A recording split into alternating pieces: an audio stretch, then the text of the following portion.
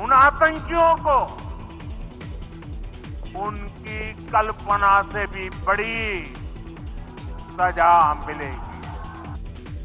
कल्पनाही केली नसेल असा धडा दहशतवाद्यांना शिकवणार पंतप्रधान नरेंद्र मोदींचा पहलगाम मधल्या दहशतवादी हल्ल्यावरनं पाकिस्तानला थेट इशारा। पहलगाम मधल्या हल्ल्याच्या घटनेच्या पार्श्वभूमीवर राजधानी दिल्लीमध्ये सर्वपक्षीय बैठक, अमित शहा, मल्लिकार्जुन खरगे, सुप्रिया सुळेंची उपस्थिती, पण शिवसेना उबाठाचा एकही नेता बैठकीला हजर नाही। केंद्रीय गृहमंत्री अमित शहांनी घेतली राष्ट्रपतींची भेट, परराष्ट्र मंत्र्यांचीही उपस्थिती, राष्ट्रपतींसोबतच्या चर्चेनंतर कोणता मोठा निर्णय घेणार याकडे लक्ष।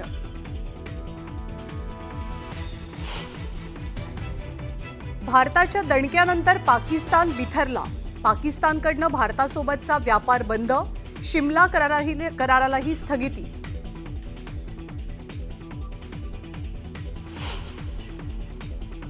दहशतवादी हाफिज सईद भारताविरोधात पुन्हा बरळला, पाणी बंद केल्यास तुमचा श्वास बंद करू, हाफिज सईदची थेट धमकी।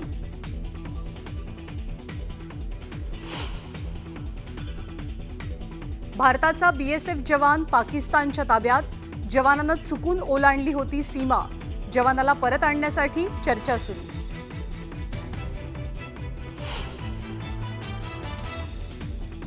आमच्या डोळ्यादेखत आमच्या घरातले करते पुरुष मारले गेले, आम्ही काहीही करू शकलो नाही, मोने, जोशी आणि लेले कुटुंबियांनी सांगितली हल्ल्याची आपबीती।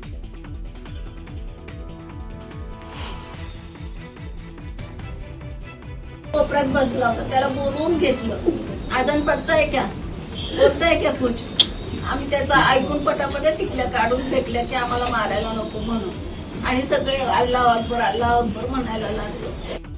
आम्ही टिकल्या काढून टाकल्या, आम्हाला अजान म्हणायला सांगितली, तीही आम्ही म्हटली, पण तरीही आमच्या माणसांना मारलं। कौस्तुभ गणबोटेंच्या पत्नीनं शरद पवारांसमोर कथन केली आपबीती।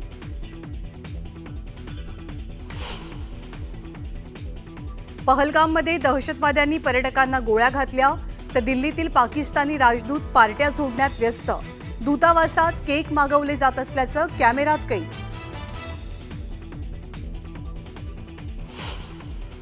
पहलगाममधल्या हल्ल्यानंतर केंद्र सरकार ॲक्शन मोडवर, सुरक्षाही वाढवली, किश्तवाड जिल्ह्यात जवानांकडनं सर्च ऑपरेशन सुरू, काही दहशतवादी लपून बसल्याची शक्यता।